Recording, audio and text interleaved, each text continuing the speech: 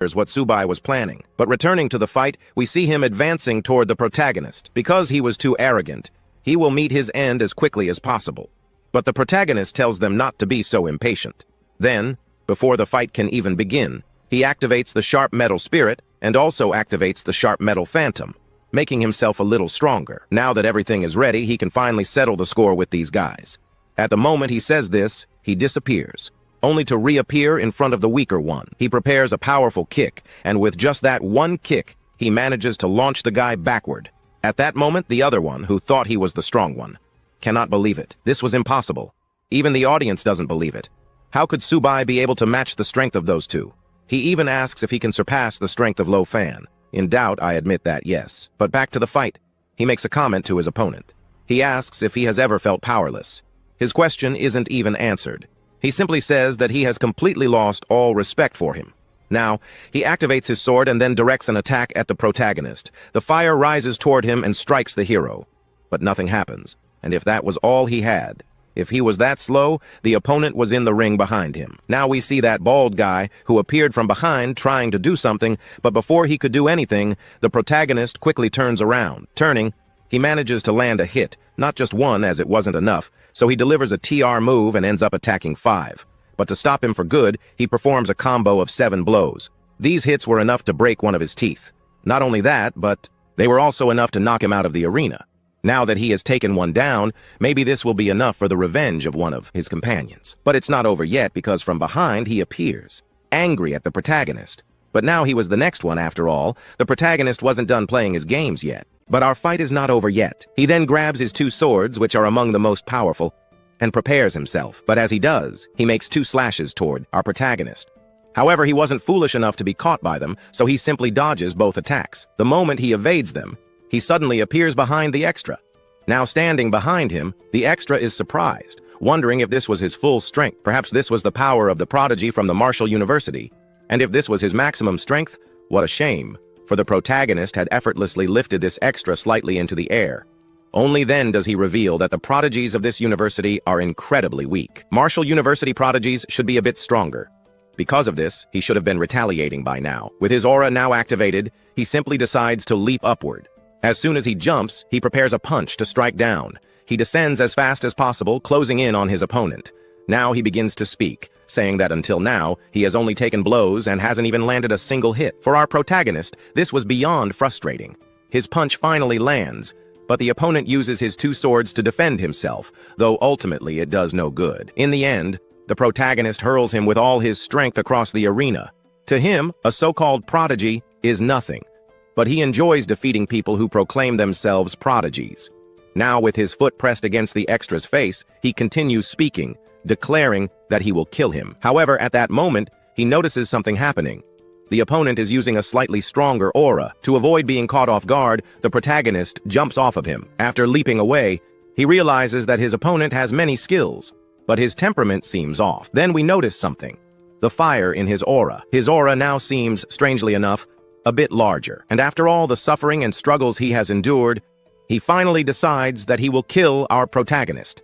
It seems that Xin Huan has finally chosen to use a killing move. Perhaps Subai went too far with his provocations. This looked dangerous, so much so that even the director realized that Xin Huan had lost control and was using everything he had to win. At that moment, Xin Huan charges at him with full force, declaring that he now wants our protagonist's life. Finally, the protagonist thinks things are about to get interesting. After Xin Huan jumps, he closes in on our protagonist. However, our hero, merely observing, doesn't even use his hands to block the attack. Instead, he stops the opponent's sword strike with his face alone. Holding the attack back, the opponent begins to scream. This was impossible. There was no way someone could stop his twin swords like that. Perhaps he even thought that in his past life, our protagonist had been some kind of powerful turtle. But our protagonist simply questions what that even has to do with anything. Right now, he just needed to land the final blow. He prepares a punch, and after gathering his strength, he delivers it with full force toward the extra. The opponent is sent flying backward, and at the same time, his swords go soaring to the ground. The swords land forward, and outside the arena, the so-called prodigy from Martial University, Xin Huan, falls. Now that the fight is over, we turn to the directors, who had been watching. They now understand that Subai is truly terrifying. He unleashed a power meant for killing, far greater than his opponents. The battle between Subai and Xinhuan has come to an end in the gold-level arena. Perhaps this is the terror of the primordial flow once again. Watching this fight, he recalls that Subai greatly resembles that one guy, L-Fan. But what's truly astonishing is that Subai is still only at the mid-bronze level, and his talent is more frightening than even those from elite families. Regardless, Subai has finished his fight. Now he intends to take the twin swords lying in the arena as compensation. However, Xinhuan demands that he put those swords down, as they belong to him. But at that moment, Subai realizes that the university, considering the way they had acted, would not be apologizing to him or compensating him in any way. So he decides to consider these two swords as compensation and an apology for what they did to his companions. However, he finds this a bit excessive. Still, he continues repeating that he will kill our protagonist.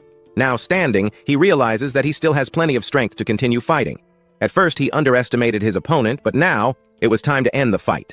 Driving his knee into his opponent's face, he sends him flying backward. As his opponent is knocked back, our protagonist moves toward him. Even after everything, he still uses his words to provoke Martial University even further. At this moment, he will be giving him his punishment for everything he did to his university. And at this moment, he lands several blows on them. Blows to weak points. The people in the audience begin to feel happy because Xinhuan basically has no strength to deal with our Subai. The people are terrified by what they are witnessing, as the punishment given to him is going a bit overboard, but others watching comment that Subai is doing the right thing. What he is doing is simply taking revenge, as their university caused damage to Zhangzhou University. Only after half an hour do they finally announce the next winner, and that winner is from the Zhangzhou Martial School. Our protagonist. As he claims victory, we find Cat lying on the ground, completely wrecked. But now that he has won, he realizes that Hang Zan had been watching him from the beginning. He even wonders why this guy is so interested in our hero. Half an hour later, it is revealed that this guy, Suba, is from Zhangzhou University. He asks them to wait, as the next fight will be coming up, and Subai will be fighting against him. At this moment, he leaves, sword in hand. He realizes that this sword will be quite useful in defeating this guy. But before he can proceed, someone appears and asks him to wait a moment. It is the director, asking for the weapons of Xinhuan to be returned. However, our protagonist firmly refuses, especially since the referee himself stated that the arena is a battlefield. Moreover, weapons dropped on the ground no longer belong to anyone, but he is not so radical. He could basically be waiting for an apology, not just from him, but from his university. If they did that, it is very likely that he would consider returning the sword to them. Then his words appear on the big screen, and he continues speaking, saying that apologies are necessary for having greatly intimidated his university. At this moment, the people do not seem to like this old man very much, but he finds it outrageous. However, this is something that his own university enforces. The strongest must always subjugate the weakest. Subai is the strongest one here now, and he only wants to treat them the same way they treat others. Our director takes the protagonist's side, as do his colleagues, who even wonder how this director will manage to get out of this situation. Today, he will be taught a lesson for basically trying to belittle him and his school.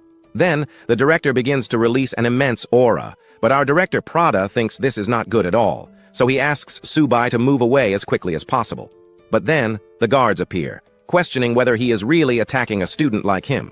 However, he is ignored. Perhaps now he should be removed from there, as this is the explosive power of a diamond-level warrior, and at this moment, the pressure is immense. However, a guard appears on the other side, interrupting the fight. He who has the same power asks if a director of a martial university is really trying to intimidate a student from another school with his power. They ask if he does not feel ashamed, but since he holds a certain merit in this university, he orders him to leave. However, realizing that he was trying to harm one of his students, he unleashes all his power on this director. But before anything can happen, a lightning bolt strikes between the two. The one who appeared now is Zal, a Lord-level specialist. As soon as he arrives, he looks up, surprised, wondering why the Lord is here. He simply opens his mouth and says that he has been away from this university for a long time, but upon returning, he wonders what has happened, how he managed to turn an event into chaotic disorder. He questions how he even has the audacity to attack the newcomers. They ask if he feels no shame in doing so. At that moment, he just falls to his knees. However, he had been watching our protagonists fight and realized that he was quite impressive. But in the name of the Martial University, he ends up apologizing for this warrior here. Those there did not want to apologize for this guy, but as for the other, they are surprised. However, they also comment that this was a motto of the university. The strongest remain at the top, and they are the ones who move the nation. But our protagonist has the same potential as Luo Fan, which means he is worth protecting and also possesses maximum strength. His strength is very likely capable of protecting a nation. Over the years, the Martial University has neglected its responsibility to protect the strongest, but to him, this is a grave mistake. Then, he withdraws. It ends by saying that the birthday boy, Zhang Zur, won this match, and also that those twin swords will be given to our protagonist. Our protagonist, on the other hand, ends up learning a lot from him, Guy, so he will be following his mottos from now on. He realizes that he was quite impatient to be a director, so he asks him to go to the Martial University and become an instructor for new students. But soon, the next events will take place here. A new championship will be happening, where the next universities will be stepping into the ring. The first one is Zhanggu University. The next ones are also among the best. But now that the arenas will recover, they realize that Suba was one of the most interesting guys in this championship. It is very likely that he is the most important competitor here now. Returning to his group, they thanked Suba for bringing honor back to Zhanggu University. On the other hand, the protagonist did not want so many compliments. However, the director was surprised that during this event, Usal also appeared, which means that Zhanggu University is making a name for itself. But soon, they will be facing the Martial Military University, which will send its strongest force, as this was Ranzong. So the director asks Suba to go and rest for a bit since the finals are approaching. However, he refuses, especially because he has just brought glory to Zhanggu University. But now he kind of wonders, so where's my present? He is then told that there are only 2 silver-level beast cores to give him, and that would also be a gift for him. Knowing that he will receive a good reward, he thanks the director. The director, on the other hand, realizes that he takes great advantage of the situation. Hours later, the next participants step into the ring. It was Ranzan on one side and Suba on the other. For now, the final event is happening. Some even comment that Suba will win this, but others argue that Ranzan will take the championship more easily. Then, both participants from the universities step into the ring. Ranzan notices that Suba had been there for a long time, waiting for this fight, so he asks him to fight at full power. Our protagonist, on the other hand, agrees. But before the fight begins, he asks the system to analyze his stats, and they appear before him. He realizes that his statistics were unexpected. That was very unsettling. However, for now, he wonders what was going on. Then he asks him to pay a little more attention to the fight, thinking he is in too much of a hurry. They start fighting, and he then calls out to Ranzan. After that, he asks him to show his full power because, with it, he can dodge every attack. We see this happening, but after dodging, he moves toward him, only to realize that Ranzan was hiding his true power when he fought against Huang Yang. The directors of the championship are surprised to see that he was concealing his real strength. Some people in the background even thought that, at first, his weakness was just speed, but now it is quite clear. Ranzan has no weaknesses in speed, strength, or defense. Among the younger generations, Han Nan is indeed the most relentless force. Unless someone of a higher-ranking realm appears to take him down, no one will be able to secure victory here. Now they realize that Zhanggu University may have to settle for second place. Suba does not seem like he will go much further, but he asks him to withstand this punch. However, for him, it was not enough. But then again, it was expected from someone who has fought on the battlefield against countless races of more. It seems like he does not have even a single weakness. However, now he wonders if he will be dodging the next moves. This would be his most sinister attack move. At this moment, he goes in his direction, but using a slightly more surprised face, which makes our protagonist's face look a bit off. He ends up losing some concentration. The people on the stage burst out laughing at our protagonist, realizing that our hero is embarrassing himself. To achieve victory sometimes, Ranzan, on the other hand, starts to laugh at Subai because the face he made just now was a bit funny and out of control. Now, he could basically be taking advantage of this opportunity to knock him down, and so he does. He moves toward him, but Ranzan quickly dodges and manages to block our protagonist's strike. To avoid being caught, he jumps back, but now that he has distanced himself a little, he comments that Subai is coming at him with full force. He has already gathered more than enough information, and now he wonders if he will be able to dodge these next moves. Several slashes head toward our protagonist. At the moment when one of them was about to hit him, he grabs his twin swords. At this moment, the directors are surprised to see that he is copying the ability of a general. He had once used this ability to kill some extremely high-ranking monsters with just one strike. Now, it becomes clear that Lan is making a considerable effort. The attack heading his way. He tried to hold it off, but in the end, he couldn't. As a result, he was pushed back slightly. At first, he pretended he didn't want to use all his strength, but he realized that he had to, and asked Subai to use all his power. He is not weak. Noticing that Subai might lose, even the director feels a little sorry for him, but seeing that he wanted the fight to be taken more seriously, he comments that he will do just that. Now, he calls out to our Subai, and Subai asks for assistance. Suddenly, two large and powerful beasts appear in the arena. Now he realizes that Subai has revealed his two most powerful beasts, so this time, he will fight seriously. He then charges toward Lan and comments that now he is a dead man. He tells him to prepare to die. At that moment, he advances, but Lan manages to dodge an attack. From behind, Shellbike appears and makes a move, but Lan blocks it. However, right after that, Shellbike lands a strike on him. This blow manages to crack part of his armor. At that moment, not only does he succeed in doing this, but he also gets pushed back a little. Now, he demands that he reinforce himself significantly and asks Lan to declare his defeat right here and now. But Lan refuses because he didn't want to use that move. He can't fully control this power. But now, a choice has arisen, and he can't back down. A gigantic aura appears. He is astonished by it, and even wonders if this guy is human. He questions whether this level of power is truly that of a gold-tier battle. But before he can do anything, his system appears, warning that the danger is enormous. The only thing to do is to dodge any strike that comes his way. However, he calls for Subai, and only then does he reveal that in this battle, his fate is simple: defeat. He will return to the top 2, rise back to the top 1, and regain all his power. And so, our story continues with the saying that anyone below the gold level is considered an ant. The gold level is the true dividing line for the strongest. That, Hanzangai is probably at the peak of gold, while on the other hand, Swai is at the peak of bronze. He's strong, but not as strong as that guy, and it's very likely that this was his final blow. And now, this move he's talking about is his final strike. He even doubts whether our protagonist could dodge it. A gigantic wave heads his way, growing significantly, and our protagonist's eyes widen in pure surprise. He knew that if he stayed there, he would either get caught or be defeated. So he shouts for Xiaoba to go forward and save him. As soon as Xiaoba is thrown forward, we see him appearing, and the blow coming his way as fast as possible ends up stopping.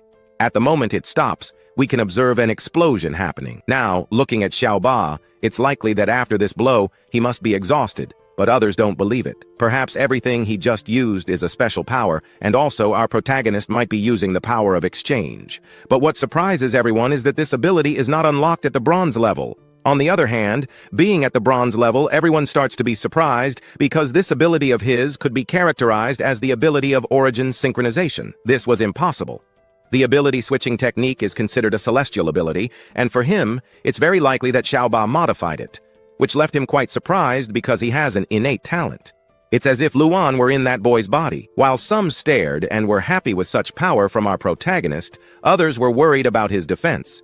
Some even began to wonder if this would destroy the Martial Arts Magic University. Meanwhile, in the arena, a shadow appears, and at this moment, the narrator comments that perhaps the result will be decided here and now. On the other hand, he realizes that this Lohan here was extremely strong. Strong he was, but not this time, because Xiaoba managed to defeat him. Yet, no one believes it. However, he ended up being happy because now the General League champion of this year's event was from Zanzhou Martial University. When this is announced, our protagonist and his entire group call out to him. Others even say that Xiaoba made the impossible happen. On the other hand, the director kneels and even begins to cry because he realized that from the beginning, Xiaoba was different. At this moment, he is the strongest among the new generations of the youngest. While everyone was impressed by this, we can see our hero's future spouse completely happy with our protagonist because he managed to win that fight, which seemed almost impossible to her. Meanwhile, at our protagonist's family home, we can see his sister completely happy to see that her brother managed to win that championship. His parents, on the other hand, are even happier now that he has won the champion title of the 100 Schools League. The journalist begins to ask our protagonist how he feels now and if he has any words for his opponent. However, the director appears and asks for space because he is currently exhausted. At this moment, he was carrying him on his shoulders, but he also comments that he will now take our hero to the hospital. Now that he has won this national championship, he will receive practically all the military rewards available. However, at this moment, our protagonist doesn't care about that. He wonders how much that will be, and someone says it will be 60 million. But to be specific, 600 million in total for all the items he will receive. When he hears 600 million, the guy even goes crazy and asks to be let go because he wanted to fight another round. While he is completely delighted with this, the TV announces that today's Martial University has shown some new talents emerging from this event. It displays a military report from the Dragon Country. The 100 Schools League has finally ended, and the military has decided to award our hero the first-class merit medal, the Great Wall Honor, and a reward of 60,000. The journalist believes that Xiaoba has shown that his opponent is extremely strong, but he did not back down. She only thinks that new universities should consider how Xiaoba faced an extremely strong opponent without retreating. Below, a list shows the investments that the military makes in martial arts schools. The first place, Zanzhou, had an investment of 50 billion, the second place, also 50 billion, and the third the same, but the fourth had 10 billion. However, a genius of wisdom and courage has just emerged, as if he were the successor of Lo Fan. She even thinks that with these beast tamers emerging within this school, Zanzhou University could become the main military base, where new powerful students may appear in the future to contribute to the country's strength. May the school increase its merit more and more, becoming one of the best schools in the world. Among the newcomers, there is a rumor circulating on the internet that Suba is extremely skilled. This was proven in this championship, especially because there was even a rumor that he managed to defeat all the schools he faced on his own, without any help, leaving everyone there surprised. However, during one of the fights he ended up being seriously injured and almost fainted. After a long time, we return to our hero, who is now sleeping. When he wakes up, he is surprised by Money, who just arrived, bringing him a meal. Money also informs him that everyone was waiting for him to wake up, and that once he did, he should head down to Jianghu, where a car was already waiting for him. Our hero simply agrees that he will return there, but before he does, he wants to take Xiaobai and Zubai to a cafeteria so they can eat a little since they needed some magical meals. Money understands that this time, magical cultivation will be a bit more challenging. But they end up feeling happy because now Zhangzutu had an annual investment of 1 billion, which has increased to almost 50 billion. The moment they hear 50 billion, everyone welcomes our new hero. Looking around, everything seems a bit better now, and the students probably believe that everyone must have already heard that this year, the Schools League, on Zhu's anniversary, won the championship. A historic achievement. Now, they will be welcoming the new heroes. After introducing someone else, the hero now presents Captain Suba, who had the best performance in the League of 100 Schools. Suba gives a speech in which he states that through the League, it became clear that nothing is truly unbreakable. And no matter how powerful your opponent is, as long as you never give up, you will be able to defeat them. In this league, their school won the championship and the government funding for it. The principal then turns to Subai and asks if he has any suggestions for the school's development. Subai thinks that the main gap between them and the top-tier university lies in the cultivation resources. He suggests hiring some alchemists to refine potions, as this is the only way to bridge the gap in cultivation resources for the students. After finishing his speech, Subai goes to another corner where he meets with the principal again. The principal mentions that after the League of 100 Schools championship, he received a gold medal from the Great Wall, which means that in the future, Subai will become a very important person. However, with the medal, Subai also brought up the director's debt, 500 million. The principal is confused since Subai previously mentioned 50 million. How did it become 500 million? Moreover, the principal cannot transfer such a large amount to him directly. He can only transfer 100 million to Subai for now, along with 10,000 military credits. When Subai hears 100 million, he feels like he is being treated like a beggar. After all, he had elevated the school to another level. Despite this, the principal asks him to leave, even grabbing him by the collar and tossing him out. Subai does not understand why the principal is acting this way, but it is for his own good. The principal even suggests that he should go rest. A gentleman will have his revenge eventually, but that will take some years. For now, 100 million is enough for him to advance his level, as well as Xiaobai and Subai's. While they are heading to their room, some girls appear and ask if this is Suba's room.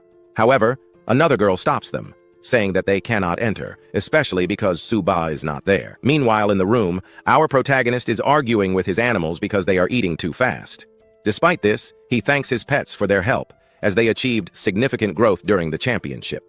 While eating, out of nowhere, our protagonist stands up because he suddenly sees a bright light coming toward him. Then, a system screen appears, showing that he just leveled up a bit more. He steps down from the bed and realizes that his pet has reached silver level. This time, he knows the money was not wasted in vain. He also understands that he needs to continue feeding Xiaobai and Subai. On the other hand, Han Zan, his opponent, worked hard cultivating for 20 years to finally reach the silver level. Looking at all this, our protagonist is surprised because he now has 2 silver-level pets. While he is praising his pets, someone knocks on the door, calling for our hero. At that moment, he recognizes the person as Jiangan, but Jiangan enters in a rush.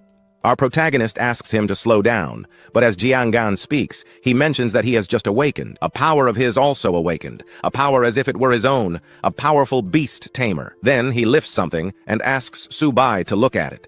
When he looks at it, he is surprised, but his family, the moment they found out that he had awakened the power of a beast tamer, quickly went after a specialist to find some rather strong pets. Now, in the end, after searching for a while, he ended up finding a bronze-level beast. He even asks what use that has. After all, maybe it is not as reliable as those types of animals. Perhaps the turtle is not what it seems, but he ignores that, saying that this turtle is what he wants, and he will be raising it forever. But our hero, on the other hand, ends up saying that in fact, he has to point out something. Not all turtles are the same. Curious to know what power he had, he activates the system screen. Upon activation, he realizes that his name was Hang and that he was also a beast tamer awakened by the essential blood of Xuan Huan. His tamed beasts can awaken up to 10% of the Xuan lineage. The host can control the power of life and love, and for that, he even wonders if he can help other tamers awaken their powers. Perhaps he could even become a descendant of a sacred beast. He thinks that's incredible. Sao Ba and Sha Bai may have to take on new disciples, or maybe even grandchildren.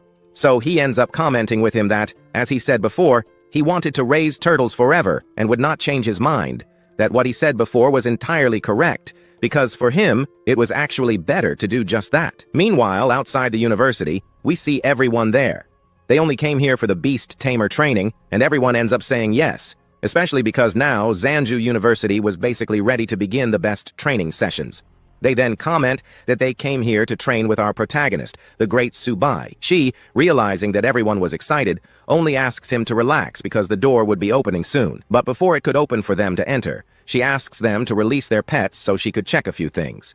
So he takes out and shows the turtle. At that moment, she is surprised because she sees that he had a turtle. She even doubts him, wondering if he was really a pet tamer. But he ends up affirming that yes, he is a tamer, though perhaps the worst one. The turtle he was holding looked like an ordinary turtle, one sold in the market. However, she eventually realizes that he was not just a tamer, but a lightning ability user. But he says it doesn't matter because he is a tamer, and he wants to enter the animal training department and stay in the same class as our protagonist. But how would he enter? After all, suddenly their entire class would be filled with turtles. Nevertheless, they ignore that because they just wanted to stay in his department. However, meanwhile, a girl looks back. When she looks, she notices that the one standing there was Subai.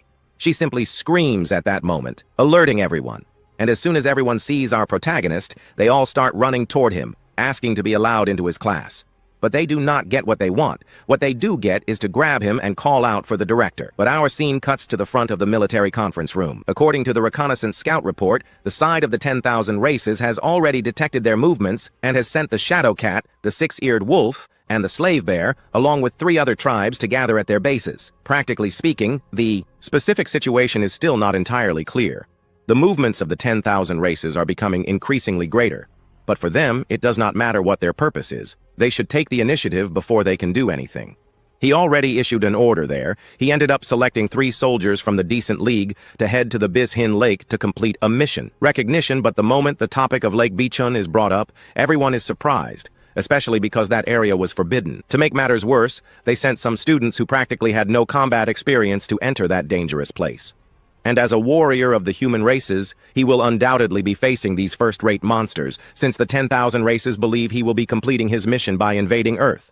Moreover, just his presence in that kingdom among the 10,000 races means they are not acting rashly. They are entering his territory, and that reconnaissance was crucial for him. Meanwhile, our scene cuts to who ends up arriving in a room where several directors are present.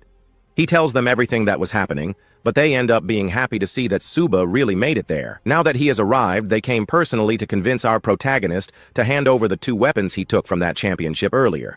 However, if it weren't for him, Zal, that great and powerful figure, wouldn't be speaking with them. As they talk and argue with our hero, we then see the president's face, who gets irritated with the situation. He slams the table because they wanted to buy that weapon from him in a rather unusual way. However, he stands up and states that Subai will sell it however he wants. If he wants to sell it, he will, since it is his right. If he is negotiating, he can rest assured because they would be accepting his conditions. At that moment, he mentions that those 2 weapons are quite useful to him, But he also comments that they will fight in the battle of the 10,000 races in the future, and it is better to have that weapon on his side than to have nothing in return. He could even offer our protagonist better cultivation equipment if he wanted, because that weapon he holds was nothing but junk to him. Since it looked like junk, our protagonist wanted to sell it, so he offered 10 billion. The moment he mentioned 10 billion, they stood up in surprise because with that money, they could build another weapon like that. Those two divine weapons in his hands were practically useless, but in Shazan's hands, these items were much more valuable, worth a life even. So he asks if Zangan's life would not be worth 10 billion. When he says this, we then see someone in the background who comments that he will make the transfer of 10 billion. Others did not want to, but he approaches, suggesting that he might be the head of their family. Money made no difference to him. If they gave him the money, he would deliver the weapon he wanted so badly. Noticing all this, the director also stands up and realizes that the family was in turmoil because they were so anxious to retrieve a weapon. Now, perhaps this means they will be making moves on the front lines. Furthermore, an official order from the army was issued. Every student and instructor was summoned to the front lines. This time, the director himself would be going along in case something happened. Additionally, our protagonist wonders what special missions will be happening there. Then, the director calls for Subai and tells him that this will be his first frontline battle, not only against monsters, but against the 10,000 death races themselves. Upon arriving on the battlefield, the director will no longer be a director. He will be the mentor of the students. Every soldier must have the courage to complete their missions without any fear of death. Then, our story today begins with this guy pointing out a kind of decree, which means that if you don't comply with it, you'll be expelled from this school. The goal was to fight on the main wall against powerful beasts. They, like the students and also the university students, end up agreeing with what he just said. They'll be fighting, especially because the Mudu Martial University is always the first to fight in these big battles, and here he is introduced to us as the new director of this school. He wishes everyone luck so that they can go there and be able to protect the gate. Everyone then, hearing this, ends up being happy. But 3 days pass, and at the base of the great wall, our director appears, who asks them to advance, because the battle is about to begin. Some just wanted to check out some magic cannons that were there. Meanwhile, another shouted for them to protect the Great Wall and not let other weaker university students enter. However, the protagonist, on the other hand, realizes that the students there were using elite armor, while those from Tianyang were only wearing school uniforms, which gives them less guarantee of surviving fights. So, he turns to the director and asks if he couldn't buy these armors. The director said that maybe he could, but since it's not at peace now and they're at war, military resources can't be used to buy military resources, but it's possible to buy the armors. However, he needs to accumulate military merits, and to make matters worse, they don't have much accumulated merit. However, someone shouts there for the people who were there to attack, because the beasts were advancing, and one of these guards approaches our director and comments there that some beasts decided to make a surprise attack, so it would be better for them to guide the remaining guards to protect the wall. And with that said then, the director starts running and calls everyone from Zhangzhou University to come with him. And he runs and reaches a ladder. Nearby, others ask them not to get nervous. Their goal was to defend the wall. They then open a crack, where they can find a good number of monsters approaching the Great Wall. And the director, looking at this, is frightened by the large number of monsters. And from afar, the protagonist appears, poking his ear, saying that before the guy asked him to attack, but not to use weapons. So, knowing this, the protagonist finds his opportunity to use his pets. Since, if by chance he manages to go down there and defeat some monsters, our protagonist will be able to gain many levels. Soon, the director turns to Subai and asks him not to act stupidly because this was the battlefield. And to do so, they start using their weapons to take down the beasts. While reloading the cannon, our protagonist realizes that there are other beasts approaching. He asks the others who were here to advance and clear out the rest of the beasts. And at that moment, a group of people appeared, who began to use their cultivation methods there, and after using that, they began to get stronger. And with those simple powers that they used, they managed to cause some great destruction to the beasts down there, and a gold-level expert also appeared. After they appeared then, they ended up pointing towards that amount of monsters, since there was also their army of humans below, and the monsters, seeing the army, advanced towards them. So after a long time, they met, and after they met, they began to fight. One easily took down the wolf, and others began to take down other monsters back there. Meanwhile, we went back to the principal. Meanwhile, the principal was pressured by his students who wanted to be fighting, since they wanted to be helping them defeat those monsters. Only the principal, on the other hand, said that it wasn't a good idea. They were too weak. What would he do in there? They would only get in the way of the others fighting. So they ended up asking him to give them one last chance. While he was asking for this, the protagonist in the background was rummaging through his backpack. Only after he rummaged through it do we see the guys fighting in the background. But out of nowhere, a ray, like a Kamehameha, passes through them and goes towards a beast, which was quite powerful. And the moment he saw the ray, she turns around wondering what kind of sacred weapon this was. And if there was a sacred weapon like this, she wonders where. A sacred weapon like this was manifesting, since weapons like this no longer exist. Then we find these two, wondering who used this thing. Besides, the cannon couldn't be used. So who was it? Look at that up there, we find the protagonist saying it was him. He just used it. The director is startled by what the protagonist just did, but the turtle prepares another puff again. And only then he comments that a pet tamer can also do this. So he asks Tsubai to use his puff in the direction of that monster, because if he shot there, they would already gain a very high advantage. And so it is done, he shoots and ends up hitting it. But it's not over yet, because he realizes that our Tsubai didn't use a strong power. That monster was much stronger than him. So he uses our kitten to go there. He then ended up trying a little harder to be able to destroy the monsters that were there, since if by chance he couldn't destroy even a single monster, he wouldn't even be giving him a magic stone. The kitten, who was very excited, ended up advancing and started to cut one of the monsters easily. While the beasts crushed the monsters that were there, the guys who were fighting were quite surprised. They had never even seen a monster like that fight other monsters so easily. Looking back now, the level of disadvantage with these beasts, with our protagonist's tamed beast, was gigantic. After a long time, the fight ended, and most of the monsters were all erased and knocked down. Meanwhile, up there a little, the guards ended up saying that all the silver-level monsters were destroyed. Then others approached Tsu and realized that our protagonist had done something very good. Maybe what they were doing here was to extort a few billion from the director.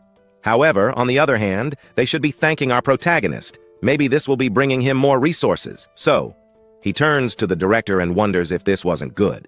After all, with this, he could be gaining perhaps a lot more military support. The director agrees that perhaps he could be using it, but they didn't participate in the fight. Meanwhile, in the general's office, a guy appears, stating that the fight has just ended, but they lost 500 people. The crystal cannons were in the cooling and recharging stage. So it would take a few hours to recharge all of that. But in this battle, the troops managed to eliminate about 125,000 enemy beasts. It only took half an hour, and since it's over, then they could be resting. But nevertheless, he appears with a rather special video there that a certain student, Tsubai, ended up kind of joining in the fun. Even though he didn't go down to fight himself, his beasts went down there and ended up annihilating half of the monsters. And in return now, he only wants some military merits, which leaves this general surprised, seeing that he used his domestic beasts as if they were cannons. But already, at the base of the square, others commented that this wasn't unfair. They didn't even fight. And how could they be getting military merits? Those are those students from Ant, that arrogant guy. He can't believe it. How did Tsuba get it? Furthermore, he's a student, as if he were them. How did he manage to enter the battle and fight there too? But even so, he got some military merits. Looking at it, they realized that he earned 400,000 military merits, which would be 400 million yuan. Even a gold-level user would probably get something like that. What did Tsuba really do? He then recognizes him and ends up approaching. Here, he ended up kind of thanking him there for having lent him those double swords. But he didn't like it so much, so he returned it. However, now he ended up earning some merits thanks to a certain director there. But now, because they are good friends in the future, he could be paying all this back to him. He leaves, and also says that he is not our protagonist's friend, not at all. Furthermore, he realized that perhaps his swords are rusty. And for that, he spent some time reading and studying about how to forge good swords, and he could be fixing them for him. While he ignored everything and left that way, a stronger general appears. He comments there that humans have always just watched and never even attacked the monsters. However, today will be different. Today they will be fighting against very powerful monsters. So, for that, they need to be prepared. Because today, they will be fighting against a few hundred or thousands of monsters. And the moment he talks about it, then everyone ends up happy about it, and they get ready, because he could already be fighting with them now. And so, they advance along with the general. And as they advance, the number of monsters also advances towards the group of humans. However, the students appear again, asking to be allowed to fight the monsters. They couldn't just stay here and watch, but the principal asks them to wait and observe everything happening there. However, a guard then appears up there saying that he will be using the cannons, and as he uses the cannons, Below we find the people using their maximum cultivation to take down the beasts. Their effects end up happening. The monsters that were there are taken down. However, this wasn't enough, because more appeared. They advanced without even stopping once. By the way, some more powerful beasts appeared. They were quite resistant. And so, the shield team advances towards the monsters. The monsters advance towards them without fear. Meanwhile, they advance as a group there. One group ends up kind of losing the shield. Others try their luck, but even so, it's not over yet. And from afar, we then found the leader of the monsters, who kept shouting at the bears to use their strength more. The protagonist's group is surprised to see that the monsters can also speak just like humans, which means that they have managed to have some kind of change, an ability to change their form. So, if by chance the monster's level reaches the diamond level, there is basically no difference from a human. Even if you live with it, you won't find a flaw in it unless you find a flaw in luck somewhere. The way they live, it's practically almost human. So, at this moment, another one appears, asking what missions their superiors will be giving them to do. The battlefield was quite fierce, which the director understands that their mission will arrive soon, very soon. And after a while, the mission actually arrives. So, all the reserve members were basically there to cooperate with the main rescue force. In small groups, they could be invading the battlefield to be able to pick up the wounded, while other groups will basically be receiving the mission of fighting the monsters. But one of them received another mission, like a non-obligatory mission. He could be doing whatever he wants. Subar. This one could be cleaning up the battlefield or going to the snowy mountain where he will find the main army. And so he talks about the other teams that could receive the same missions. However, after choosing the teams, he asks them to gather there in the field, at the entrance, so that he can start right away. However, what surprises everyone was a team there that is formed by the best. This one was Han and Subar, and the other, Kyung. Hanzan, on the other hand, ends up recognizing Subar and is happy to meet him. Again, close up now, he comments on what Subar will be doing. Besides, he is the leader. What will he basically be doing? The protagonist said that he received orders from the leader so that he could be making some arrangements. Then he asks if the protagonist understood. With a somewhat serious face, he said yes. Then he asks him to follow him. He even asks if the director wanted to go with him, but he said no. Furthermore, he asks him to pay attention. However, the protagonist only understands and goes down there. Hanzan, on the other hand, asks now, why will the protagonist do the mission first? But another understands that the protagonist all this time was holding back from moving forward.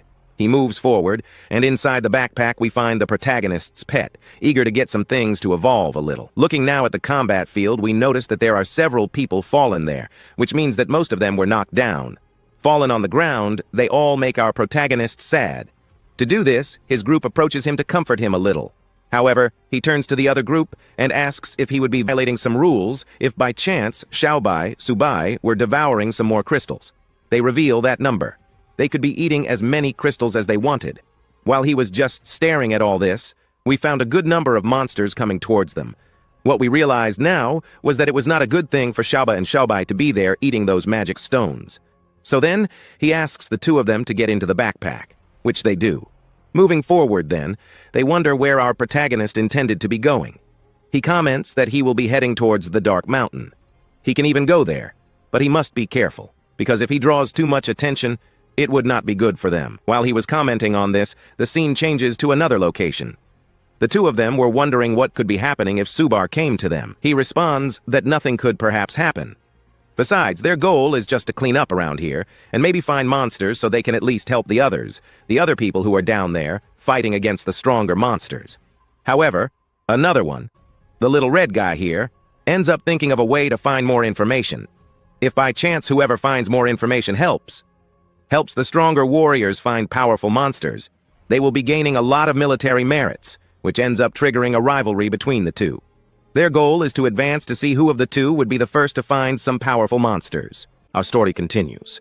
After they stay there making up their minds, they really should be following that place. But our scene changes to another place. And here we find our protagonist and his group walking there. They saw that it would be difficult to get through here, so they changed their direction to another direction. Another commented that they shouldn't be going too far, but they realized that the visibility from here was very low, and the terrain is extremely complex, and it would be very easy to be ambushed by the monster race, and the monsters could easily catch the humans here. Here, however, our protagonist said that he was fine, And yes, he then said that the environment was still the most suitable for a fight, especially since they were in a small group. However, one interrupts everyone and asks them to look at his hand. He was holding a blood mushroom. This was a #1 grade spiritual medicine, and it was an ingredient, and it was a key ingredient for making such a powder refinement there. To make it better, the age of this mushroom must be more than 10 years. If it were at the material store, they could be selling it for over 10,000 yuan.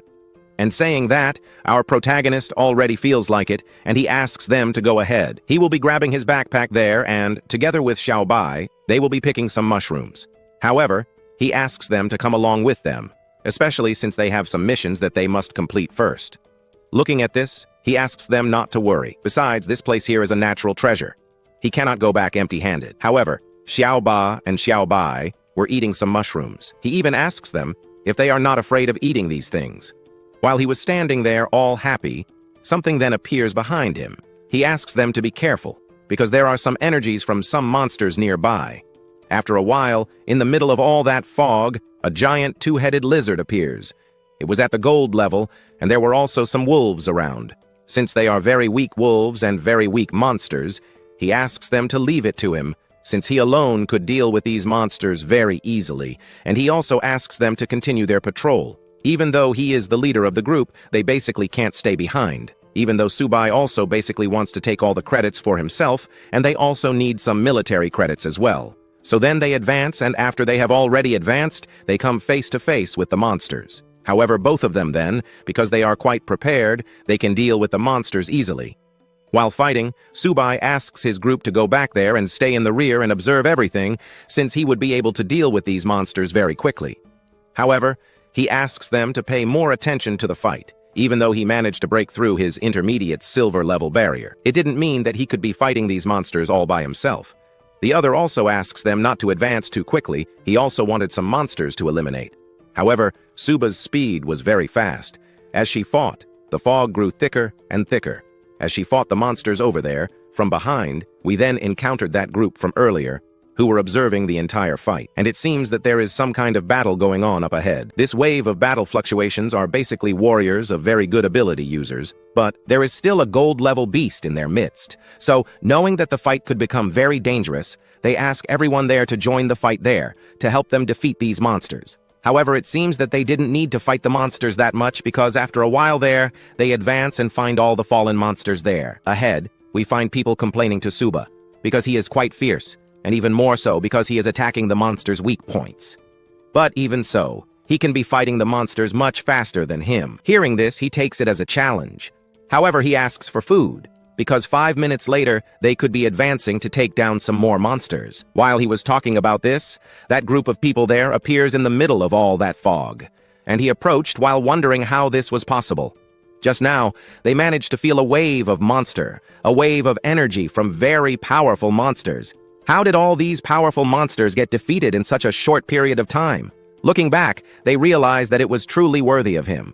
This was Old Han, who was truly the genius of all time, and was also worthy of the strength of the great guard of the wall. And thanks to Han, they managed to defeat these monsters very quickly. However, he ends up refuting them, saying that it wasn't even him who managed to defeat all these monsters. After all, the one who managed to kill them all quickly was our protagonist. Our fierce one only appears in the background, trying not to understand anything. However, he is surprised how he managed to do all this in 5 minutes. Now that he has gotten closer, he realizes that he was Lao Zheng. He asks why. They ask if, by chance, he came here to our protagonist so that he can do maintenance on his swords, and it has been a long time since he saw those 2 swords from before. While he was talking about this, he just asks our hero to move away from him. Furthermore, the most important thing is that they were now fighting against the beasts, to be able to protect the Great Wall.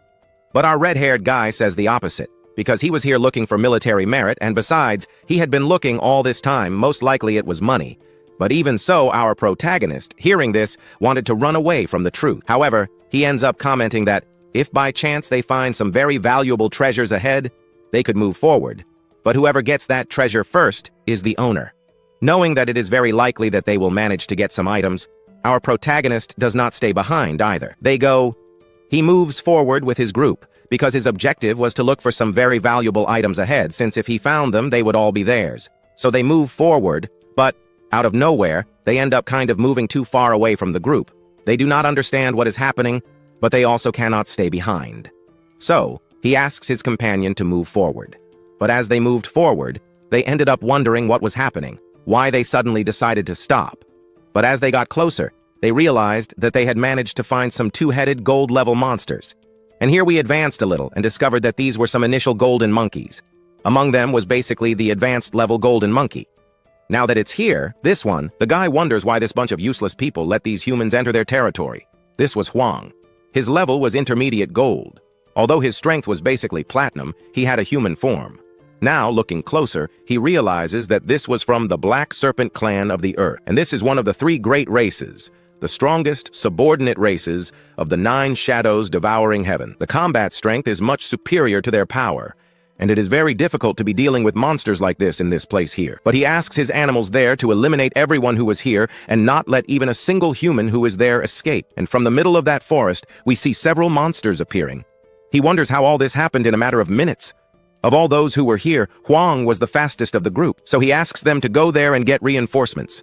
In the meantime, Suba will be dealing with these monsters, and so it was done. He ends up going back. At the same time, one of the gorillas jumps back as well. He goes towards the guy who tried to run away to seek help. He wonders how it was possible this gorilla's speed surpassed his. Since he surpassed his speed, he really understood that this monster wants to fight him. While he was thinking about this, the fight was going on in front of him too. He wondered if Subai would be able to deal with some monsters in front of him. Subai reveals that he could deal with some powerful snakes, but dealing with many monsters like this would be quite difficult. So knowing this, he summons these 2 pets and asks them to use their full strength, and with that, they end up activating their strongest form, at this moment becoming more powerful than before. However, his opponent was really the strongest here. He even wonders if he really wants to play with him. But if he really wants to, then he will be doing them a favor by devouring our protagonist first. So he controls his snake to try to attack our protagonist, but our turtle lets out a breath that almost hits him, but he dodges it at the last moment. So the fight goes back to Han, and together with the other one, he was having a very high difficulty dealing with this gorilla, and it was being difficult to deal with it. Huang Yang attracts 3 monsters like this one, so he must have a much greater difficulty than them in dealing with these monsters like this one. Commenting on this, we then see our protagonist dealing with the snake, while Han asks him to let go of it and go over there to help Huang, because he would be in danger. Hearing this, our hero only agrees. While dealing with this one, he then asks Xiaoba and Xiaobai to deal with this guy as quickly as possible right away. However, he takes this as a kind of insult. He gets more, and despite this, he realizes that these monsters summoned by him were very... And to make matters worse, that turtle was preparing to blow its breath in his direction. After preparing it, it was thrown in his direction, and only then was it caught. An explosion occurs, and if it were a normal golden one that took a blow like that, it would practically have died. However, the snake appears in the middle of that whole fight. That was the guy from before. He considers our protagonist strong because he managed to make him stay in his true form. This form will be enough to defeat our protagonist. After he says this, he advances as fast as possible towards our hero, but before he can catch him, he uses that teleportation of his. At first, he thought that this monster was just a dumb animal, but it has intelligence. Now that our Xiaoba is close, he asks it to attack him. And so it was done.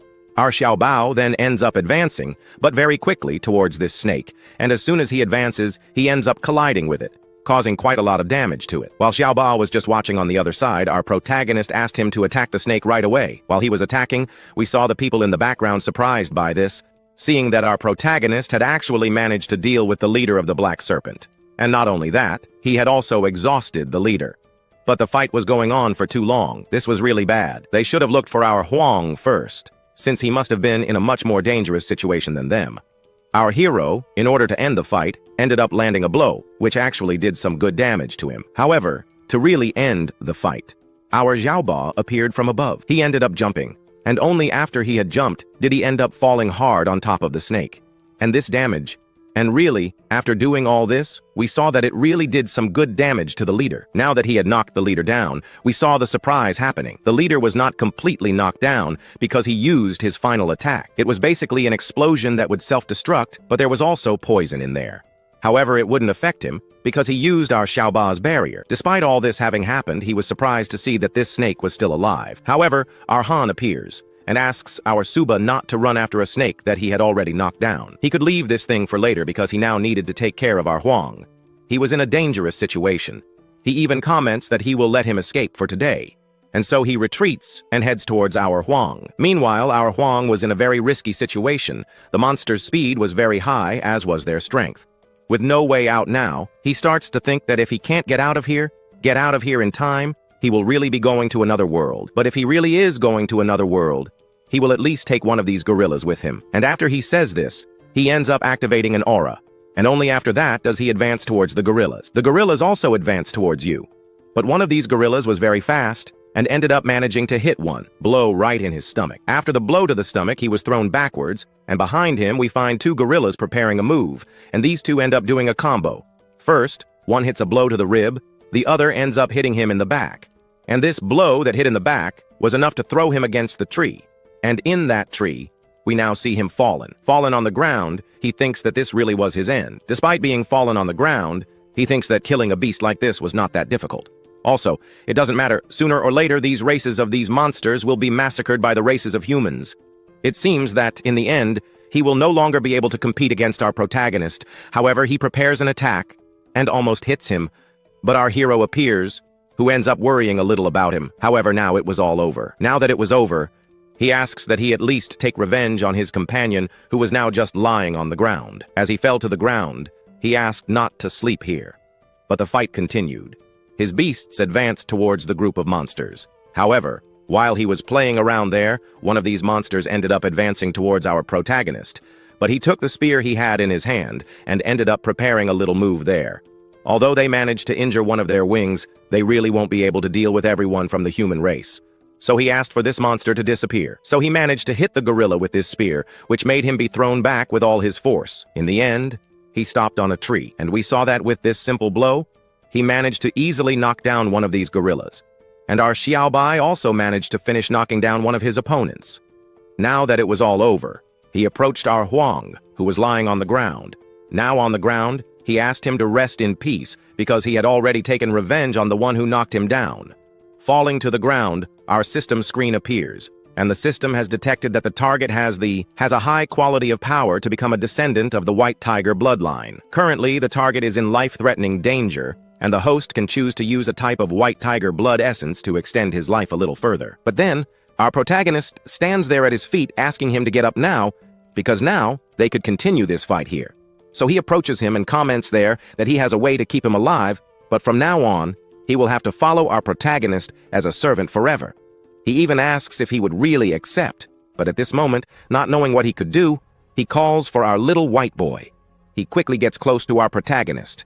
He only asks for 3 drops of his blood, which he does by placing 3 drops in the palm of our hero's hand. While he was going to do this here, he asks our little white boy to protect him until he finishes taking care of our Wang. In the meantime, he asks Wang to hold on just a little bit tighter, and so holding those 3 drops of blood, he places those drops of blood on the foot of our Wang's chest. And as soon as he places that, a flame enters him, and only then, when that enters him, we see that he received a good blow of pain. But that was part of it so that he could recover. After a while, everything he felt before disappeared, and he ended up opening his eyes. Now that he opened his eyes, he wonders how he feels now. At this moment, he even wonders how he did that. Maybe not even a king as powerful as this had this ability, and this ability is also an ability that no human has.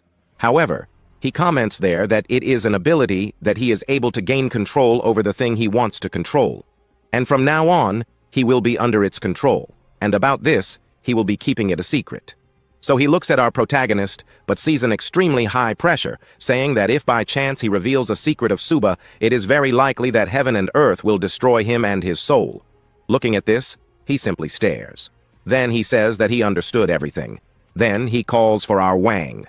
He comments there that he tried very hard to save his life, and his life is worth more to him than those 2 swords of Chaos Xuan. While he was talking about this, the ground started to shake a little. Then we saw him asking us to be a little careful. Looking ahead, we saw that several snakes had appeared on the ground. He wondered where they were coming from. And to put an end to this, our little white guy appeared here, and quickly, with a few movements of his claw, he managed to cut some of these snakes. But after he cut them, he looked at this thing. But it seemed that these snakes that were around there didn't seem so real. After a while, the rest of our protagonist's group also appeared, and they commented that it took them a while to get there. But they also arrived with the information that these snakes on the ground seemed to be infinite. They could take down as many as they wanted, but it also seemed that these snakes were being controlled by that guy there before. Maybe there were even some snakes that they hadn't killed before.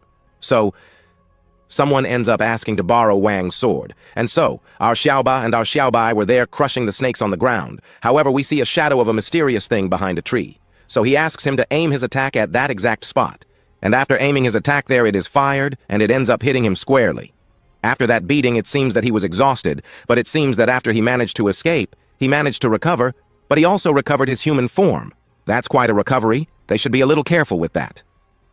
Now that it's all over, he reveals that the thing they defeated was just a clone of him. While talking about this, he was holding one of their companions in his hand.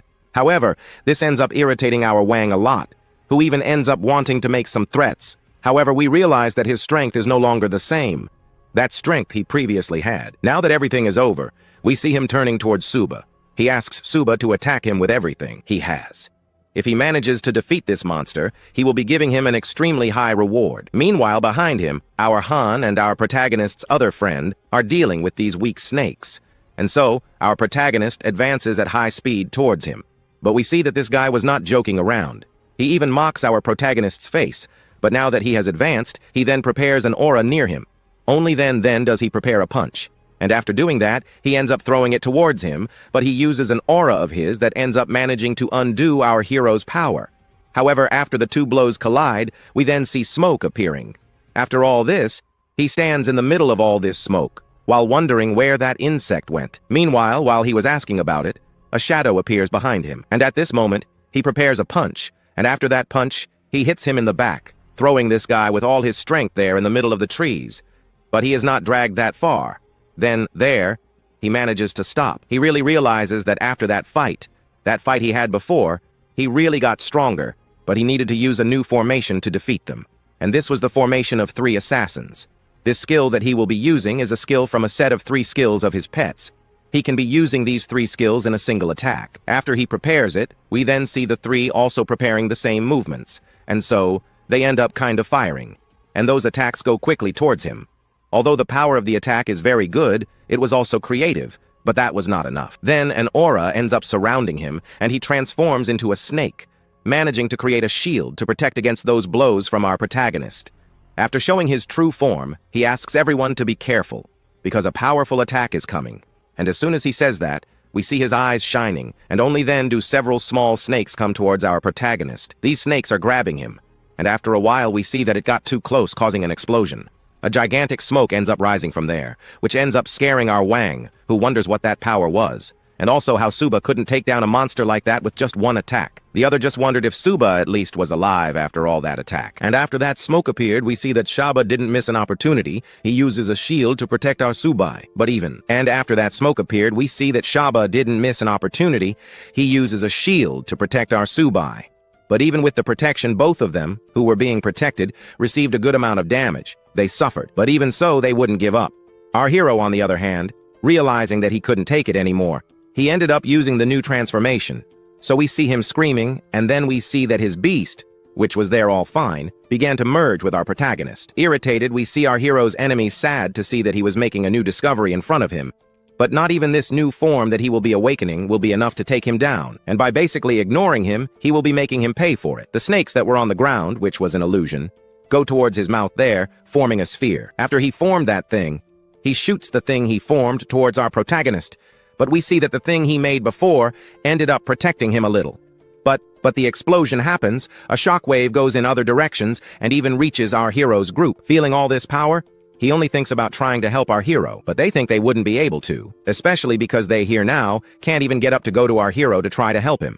However, the other asks them to stop talking and look a little further ahead. While they ask this, the scene changes to the snake that was trying to find our protagonist, but the smoke ended up hiding him. However, what he did won't make him able to escape. Until then, out of nowhere, some 3 strong lights end up emerging, and that thing ends up flying overhead.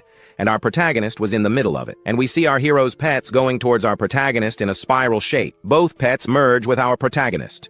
With this, he will be able to attack his enemy with greater ease, and also with this divine classification armor, he will have no difficulty at all. emanating time outwards. We then see his group back a little. Everyone in our hero's group can't believe what they were seeing. He ended up managing to make the greatest fusion of all. It seems that he managed to make the legendary equipment of the sacred beasts. Only perhaps this could have happened because Lo Fan, the former owner of this system, ended up lending this knowledge to our hero. The snake down there, looking at this, is completely open-mouthed and can't believe what it was seeing. Maybe what it saw in front of it was the legendary sacred beast armor. Another consciousness of the snake ends up wondering if, by chance, that there might not be a skill used 100 years ago. And if it was, I don't know, because the system stops and ends up appearing, showing our protagonist's new statistic, which, by the way, seems to be a little long. However, our Suba is no longer trying to ignore this snake. He now wants to end her life. He even wonders if she was ready. But this, perhaps, was the snake's speech. And after he spoke about it, we see her preparing her breath. Then we see that he fired it towards Suba. But our hero, with a small movement of his hand, managed to block it and also managed to make a counterattack. Therefore, he now cannot believe how it was possible to be caught by this human's ability. Knowing that he would be defeated, he asks the god of the abyss for help. But we see that the movement our hero made was enough to throw him against that mountain, and the ground also ends up being torn a little. While all this was happening, we return to the strong guard of the wall. We find this guy watching the entire fight. He realizes that the boy, in a short period of time, evolved a lot. Only later he ends up commenting on other things about the Nine, about the noble king of the snows there, from the depths. And he even thinks that that blow from that boy had defeated him, but that wasn't enough. But we see the guy pulling out the sword, a glow came from it, and after that appeared, we see the cut he fired going in another direction. And that direction was a direction that a cut was also coming towards him. The two cuts, in the end, collide. Then, like that, a fog, we see a shadow of an unknown thing. This guy below comments that his days are numbered because when the humans are overthrown by the beast races, they will suffer a lot, something he is anxiously awaiting because he wants to discover the real power of these beasts. While this guy was talking to this mysterious shadow, we then return to our protagonist. He was still using that form of his, however. Time ran out, and his two pets ended up spreading out from our protagonist. After the fusion was over, he ends up falling to the ground.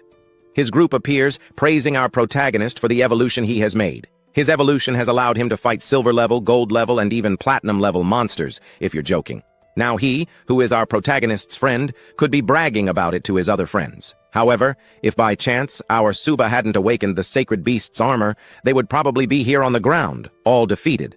But before they can continue the conversation, he ends up getting up and asks everyone to get out of here, because the smell of blood in the air could attract more attention from dangerous monsters. But a mysterious shadow appears up there and ends up commenting that they won't be escaping anywhere. Our protagonist's entire group gets up when they see this figure again. They ask them to be careful, because that guy from before has appeared again. And now that our hero's group is extremely weak, he could be attacking him with extreme ease. He uses his snake ability again, and with that we see the snake heading towards our hero's group. Knowing that there is nothing he can do, our protagonist just protects his face. But after a while, seeing that nothing happened, he opens his eyes. And in front of him appears a guy who is happy to have managed to get there in time, and then he turns to his opponent and wonders if, by chance, a guy with a lord rank wouldn't be ashamed to face children like him. He then ends up saying that he, of the 10,000 races, will not let even a single human escape alive. And what's more, a second Lo Fan, they don't even want to dream of having an opponent like that again. However, it is something they will have to dream of, because he will not let anything happen to our hero. If he really wants to survive, he wants to test his skills. To do so, he uses his snake skills again. And what's more, these snakes were more powerful than the others, because one of these snakes had an initial gold level. So how could they be facing a monster like this? But this guy, who was also here in the middle of the fight, simply ignores his opponent. And then he ends up turning around, irritating this guy, wondering where he was looking. So he uses his full strength in this attack. And we see that the thing he formed before was growing bigger and bigger. He realized that this was dangerous, and those snakes were coming, so his group asks them to prepare themselves. So, since this is a survival activity, they will survive. But this guy asks them to wait a bit. Then, after saying that, he ends up using his cultivation mode there, forming an extremely strong light, and, within that light, a gigantic tree appears. Everyone, finds this more than incredible, as this was Rutong's training method. In this situation, we see that his opponent has become stuck, and it also seems that his weak power of rules may be destroying his vitality from within. And even using defense, he cannot defend himself from this guy's attack. To do so, he opens a portal and calls for Huan Huan. And then, he comments that today he was not his opponent, since in any case, he may be trying to protect him now, but in the future, he will be alone. And that will be the moment when he will use his strongest opponents to attack our hero's group. As soon as he says these things, they appear in the portal that was made by him. And at the moment they appear, we see Huan deactivating his ability. Looking now at this ability, Suba realizes that the earth and the sky and everything were merged into one place to be having a worthy fight like this. And at this moment, Suba even wonders when will be the day that he will have the same strength as this guy. Huan appears from the sky and ends up asking him not to become so strong in the future, because he could be the strongest in the world, because in the future opponents that even he himself cannot face may appear. And since he says this, and everything is over, he asks him to come back. A teleportation symbol appears on the feet of our hero and his group, and everyone, in the end, was sent to the main base. At the base now, everyone is amazed to see that this guy can also use teleportation ability. Only he himself can use such an ability.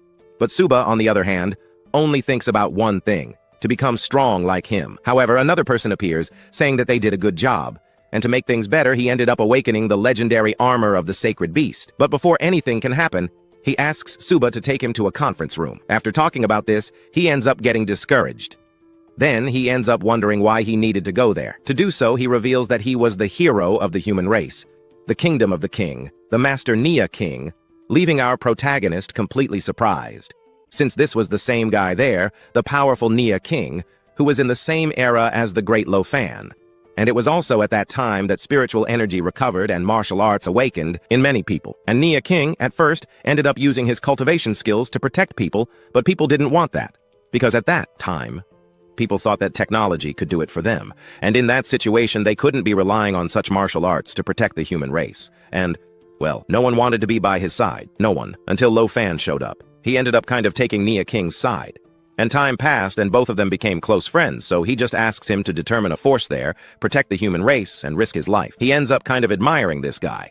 But they enter a room where people immediately recognize our Suba and realize that he was Lo Fan's successor and had also managed to awaken the ability of that sacred beast armor. And if Lo Fan hadn't fallen in the past, they wouldn't be fighting powerful monsters until today. This time, Suba and his group won't make this world lose another fight against the beast races. So, he just hopes that Suba will sacrifice everything of his, so that the next generations can live a life of peace. And at the moment, he asks him not to do that, because he hasn't reached the moment yet where he can use his strength to protect the entire world. To do that, he will need to improve his skills more and more. So moving forward, they end up arriving at a room, and in that room, he ends up commenting that he brought our Suba. Suba, on the other hand, ends up getting anxious to see so many bosses like that in his life. And here we are introduced to this guy as Lai Zen. He was in the Diamond Kingdom, the strongest diamond. Now that everyone was here, they could move on to the next topic. The clan of 10,000 beasts is causing a great commotion all over the world. And now, due to the awakening of the celestial beast, the sacred beast of our protagonist, they end up choosing to even send a leader of a sacred royalty to try to overthrow our hero. And for that reason, he wanted to listen to the opinions of others.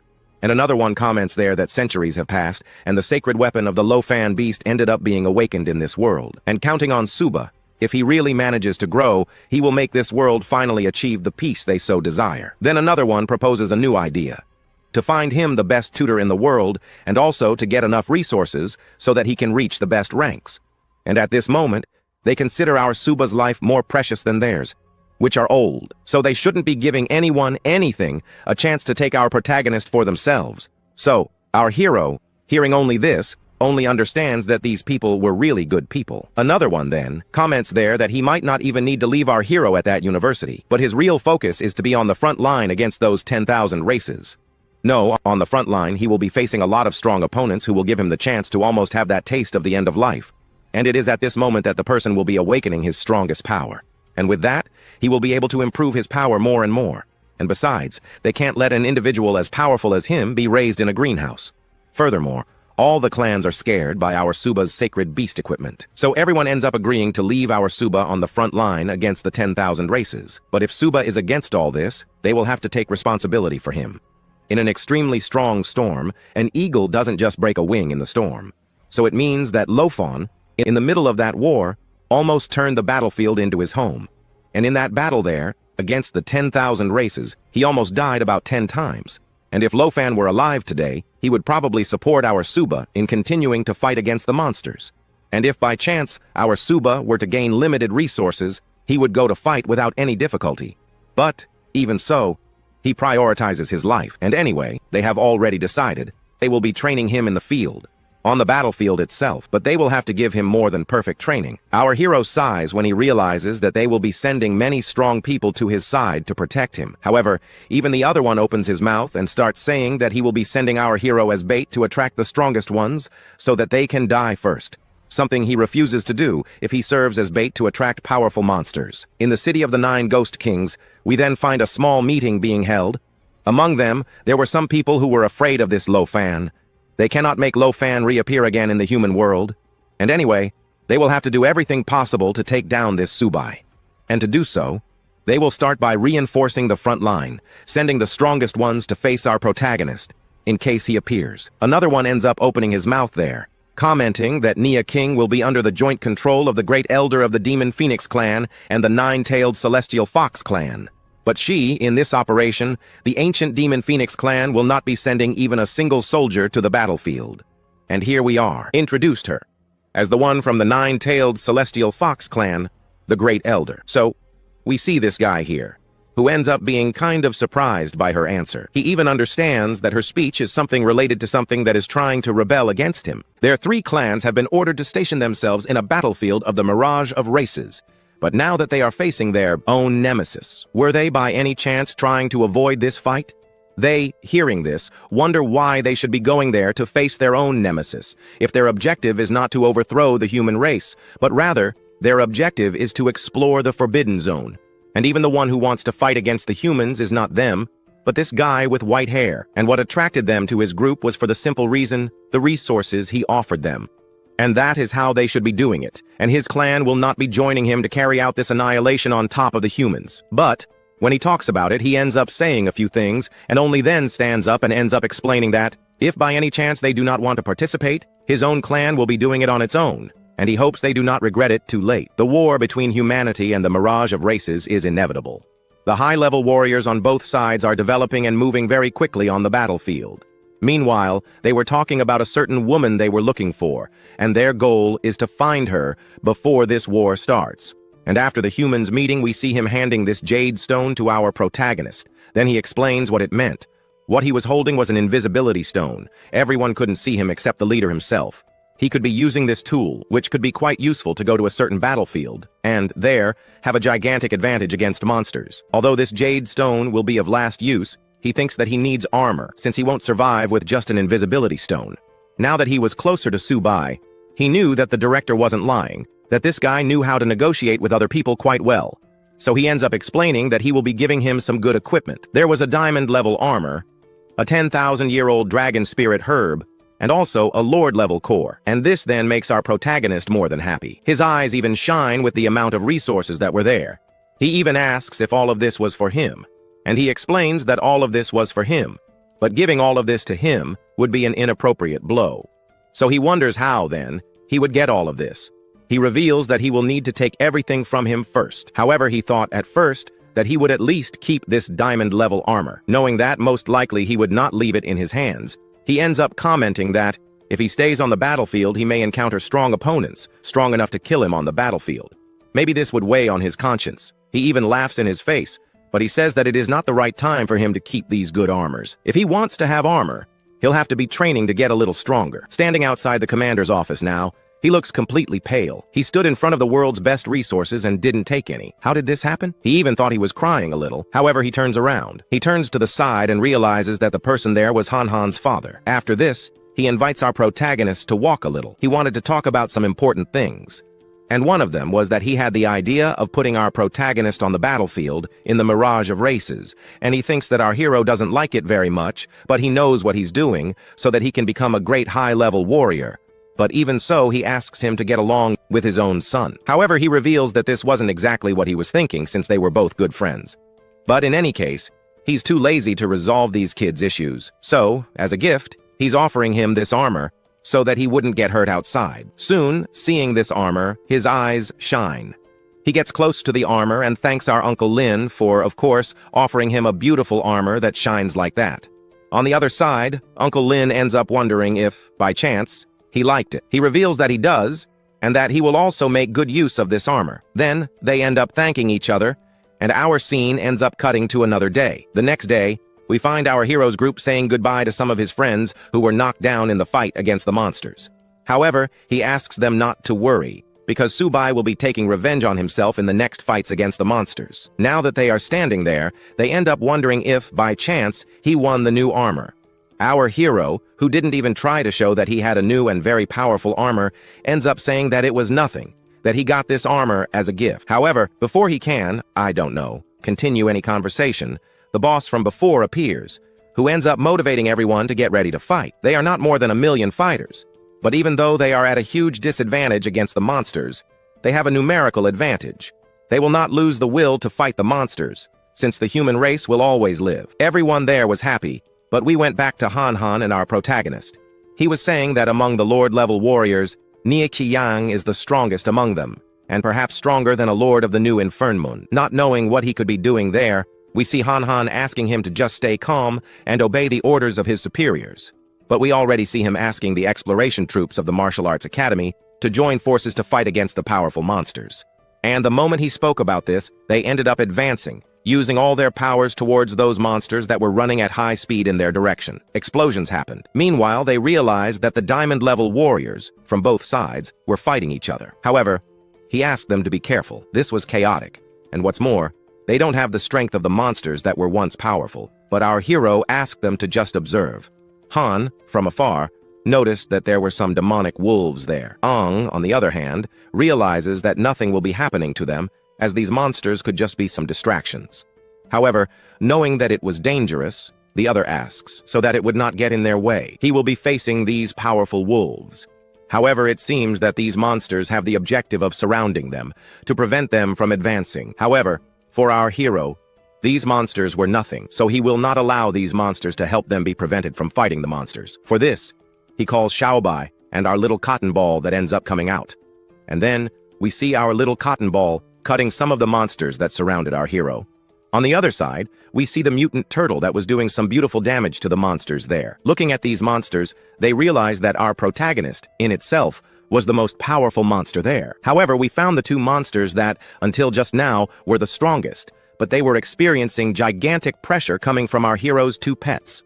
The two of them could not even move, because all that pressure came from the superior lineage. They could not even resist. The two monsters that were there, which belonged to our hero, end up roaring. On the other hand, our protagonist doesn't understand anything. How did the animals that were there just now, trying to attack them, stop out of nowhere? He doesn't understand. Until, out of nowhere, our system screen appears to us, saying that the animals that were there received a superior pressure, which now means that our protagonist has the right to be taming the other pets. At this moment, he has the two most powerful monsters on the other side, now, as his ally. And he, seeing this thing, he doesn't understand almost anything. With that amount of monsters, he might be attracting some race units. Han Zan and the other people in his group looking at this, understand that he managed to tame powerful monsters like that. Approaching, he wonders if he really did it. He answers yes. Maybe these monsters fell under his charm, and since they are under his command, they must obey his orders. The clan of the Demon Wolf clan must be protecting the rear. The demon deer must be protecting the flanks. With these animals protecting them now, they were able to advance much more easily. However, before they could continue, some monsters appeared down there. One of these monsters ended up catching the attention of our turtle. Even our Xiaobai began to wonder what was happening, until out of nowhere the centipede appeared from the ground and threw our turtle up there. His group, seeing this, asked him to be careful, because these monsters were known as the very powerful centipede. The other, our protagonist, thought that his guys in his group thought the centipedes were too ugly. The other said that it wasn't that, but rather their teeth, since their teeth were extremely sharp. What's more, they can pass underground, making this centipede something quite lethal. Looking at this, he realized that these things weren't that lethal after all. Well, looking to the side, he wonders how it was so lethal, since his pets were playing right there in the air. And then, the system's screen appears, saying that the centipedes were subjugated to our hero and could become his pets. Meanwhile, deep in the Misty Mountains, they were talking about the insignificant humans who had unfortunately invaded their territory. It is very likely that they will be arriving at their group within the next day, until, out of nowhere, the ground began to shake. The gorillas, noticing this, became frightened, However, one of these gorillas ended up being caught by our hero's centipede. Now that it was caught, it didn't understand much. Until then, it saw other centipedes heading towards it. Not understanding much, wondering why it was attacking it, it reacted in surprise, as it was almost impossible to do anything. All of its pets, which were tamed for it, were being counterattacked by its own allies. Seeing this, it wasn't going to let it go. For that, a glow appeared in its hand. Then it placed it on the ground. On the ground, several snakes appeared. However, those snakes that were supposed to stop these centipedes end up being knocked down with just one blow by those sharp teeth of theirs. In this situation, seeing that all of her pets were knocked down, she has no choice. So she transforms into her true form, with the goal of finishing off all of these centipedes. But we see that none of that happened, because they wrapped themselves around these monsters, and, with extreme ease, they finished off this boss with extreme ease, because, with a few bites, this monster was torn into little pieces. After some time, the humans finally arrived. They don't understand anything about what happened. How did the monster like this end up not being knocked down in the end? The other realizes that the blows seemed to be very, very specific, and even looked more like those centipedes with sharp teeth. Of course, the guys, without understanding anything, wonder how these monsters ended up appearing here. So they ask for them to inform their superiors.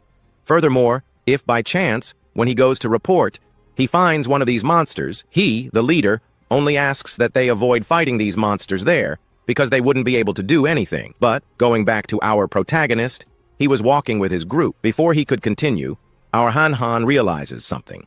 This place is 300 kilometers away, and what's more, our protagonist knew of a safe route that would take them to a certain specific place they wanted to reach, but they've been walking for hours, and maybe days, in this territory. And they haven't reached any place. Han and the other people in his group there even think that our Subai ended up getting lost. Our hero even tries to question them, but ends up thinking that maybe he ended up making a huge mistake. In fact, he's not very good at finding his way around.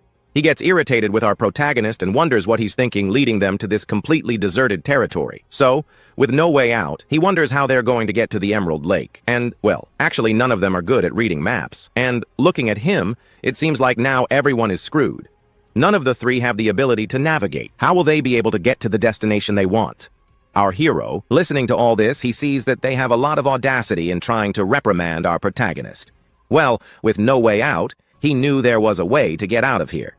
He needed to use the last resource he had, or rather, the last option he had there. This was our turtle, Xiaobai. So bringing this up, he reveals that he says that an old horse recognizes its path, just as an old turtle should also work. He gives some good resources to our Xiaobai. Then he asks him to guide him to the Emerald Lake. Eating, our protagonist realizes that our Xiaobai is a bit greedy, but now that he is finished, he could be showing him the way. At this moment, they end up praising Xiaobai for having him on his team. So, who would know if by chance they didn't have Xiaobai, who at the moment was on the team? And so then, they start to follow a unique path, and they realize right there that it seems that this was the right direction. And Xiaobai was the most reliable at this moment. And as soon as he says this, our Subai gets totally irritated.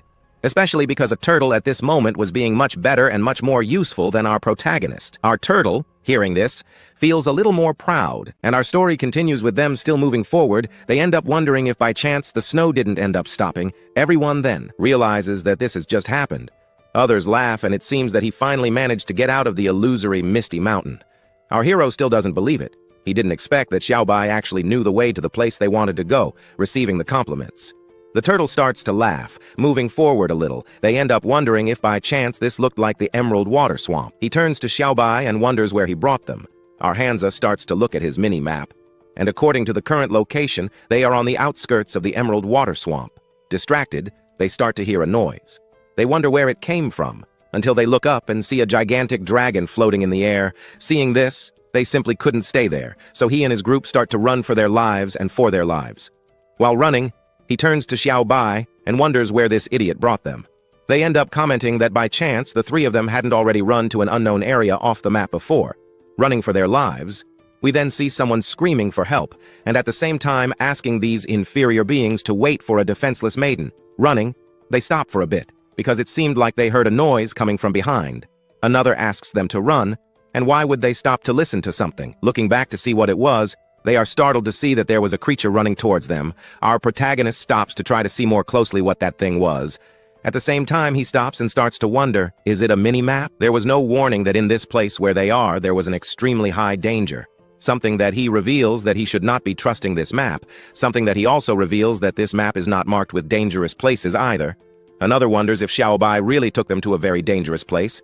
But while he was saying these things, we see a girl's foot appearing.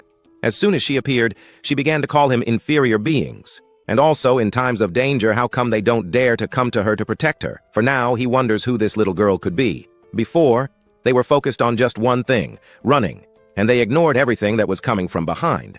However, the screen of this system appears to us, congratulating us for discovering a very difficult breed to tame. If you manage to tame this, your pet will be able to reach many levels, and at the same time our hero is surprised to see that this thing that just appeared was from the Vermin de Brindle lineage. And for that, the system ends up showing her stats. By the way, she was a very powerful little girl. However, he ignores this. He ends up approaching Vermin of Brindle, and he comments that he was looking for Vermin all this time, but he ended up finding a little girl. Our Chinese lowly gets irritated at being called a little girl, since her current strength means she can roast them both on the fire. At the same time, our hero begins to think that it wasn't difficult to subdue Xiaobai and Xiaobai before, so this Chinese lowly won't have any difficulties. He approaches her, saying that maybe a beating will make her a little better. However, he approaches her, and she asks him not to approach her, since if not, she will be using her maximum power, since he wants to be so disrespectful to her, the sacred maiden. She is the one who will be teaching our protagonist a lesson. Our Hansa in the background ends up commenting that they would be going ahead, since this brat might not be difficult to deal with. He will have to give her a little with his temper, which to him, it seems to be a little bigger than her. He grabs her by the collar, since he will need to give her a good punishment, being caught by the collar. She begins to wonder how an inferior being dares to grab her by the collar. She is a sacred maiden, and he will not be escaping this easily. Irritated by this, he simply throws the little girl on the ground, and only then begins to punish her. Even giving her the punishment, she said she will not go back. She will continue to irritate our hero for a long time. While the two watched and watching, they both wonder what was happening here. But after receiving her punishment, we see her crying. At the same time, irritated, since when she grows up, she will be looking for him, and as soon as she finds him, she will be taking revenge on him. Our hero, who heard this, simply ends up crying more. Because he didn't want to hear that from her, he wanted to hear her beg for forgiveness for our protagonist, something she wouldn't do anytime soon, so he continues with his punishments towards her. Time passes and night ends up falling. Hansa calls for Loas and invites him to get a piece of thigh there, and for today it seems that our protagonist is done with everything, so he should stop to eat pork. She gets irritated, ends up pointing at him, and ends up saying that if he were a man, he would come back here and wait a while, since if the elder of the tribe comes and sees her in this situation, he won't be getting away with things that easily. But our hero ignores everything. He approaches with a small piece of chicken thigh and gives it to Lois, while he eats this piece of chicken thigh and realizes that it is delicious. At the same time, he wonders how it smells so good and how this thing is so delicious. He realizes that this is not a piece of chicken thigh. He even offers it to the maiden, but the maiden reveals that she doesn't eat that kind of thing. She only eats some kind of celestial treasure, but she quickly changes the subject because it smells too good. She even wonders in her mind what kind of seasoning he put on this chicken. At the same time, she tries to figure out what it could be. She even points to the fire and thinks that maybe it is because she roasted that piece of chicken on that fire. Turning to her, he wonders if a sacred maiden, by chance, has never tried a type of food like this. She only reveals that she has, but nevertheless, for a chicken to be as good as this one, it was necessary to add seasoning. Adding seasoning, he asks her to try it, since this flavor will change her taste buds. At the same time, she becomes curious, so she reaches out her hand to grab that piece of chicken. She grabs it and ends up taking a bite of that piece of chicken thigh. Grabbing and eating that piece of chicken, she feels on cloud 9, and at the same time, she changes her mind. And from now on, she only wants to eat this piece of chicken here forever. And it seems that this chicken thigh was much more fragrant and delicious than the great elder's medicinal herbs. Looking at this now, our protagonist thinks of an opportunity. He will be telling her the secret to making this chicken like this. It's easy. He just had to follow our protagonist. Without thinking twice, she agrees to this. As long as he gives her a piece of chicken to eat every day, she will be keeping her word. He just needs to keep his word.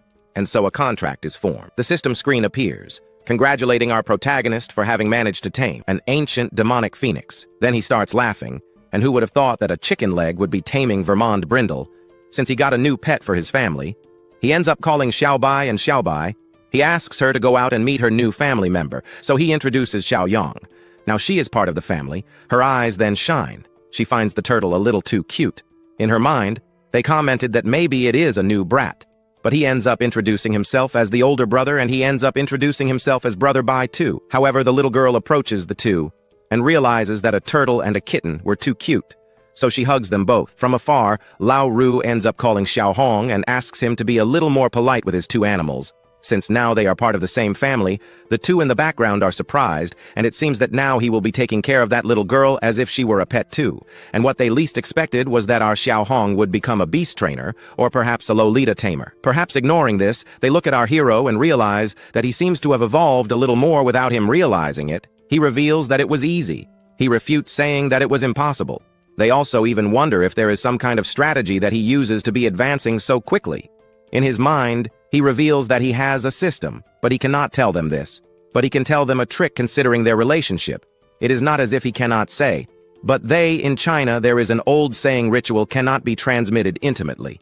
This, in addition, is a secret about the cultivation that leads to the king level. For this he turns to old Ranza and asks if he understood what he meant. At first he understands, but the other approaches and asks him not to believe his lies. And it seems that our hero underestimated our old Hans, since the words he will be saying here were just coming out of Uncle Ayaking's mouth, and that it should be noted and that this is a cultivation of martial arts that cultivates the kingdom.